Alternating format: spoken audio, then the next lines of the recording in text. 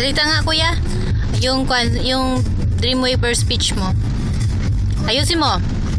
Lalaking lalaki.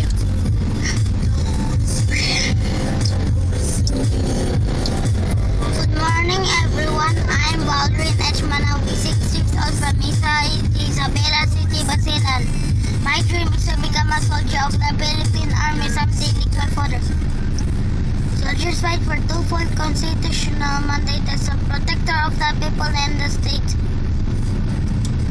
Soldier vows to ensure the safety and well-being of the people, secure the sovereignty of the state,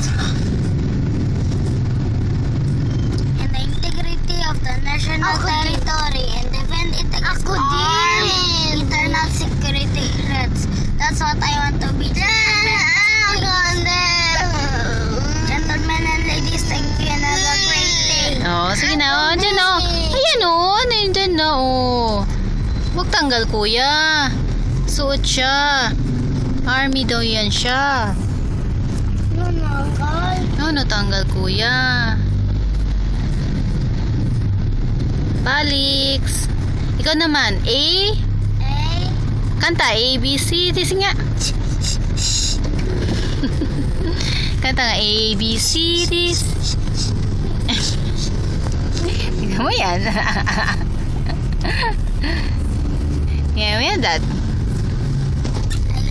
Saan tayo pupunta? Saan tayo pupunta, mga boys? Boys! Teka lang, boys. Boysy. Ako? Sino yan? Sitong batang yan? Ako? Ako, kapuro ka ako. Ako.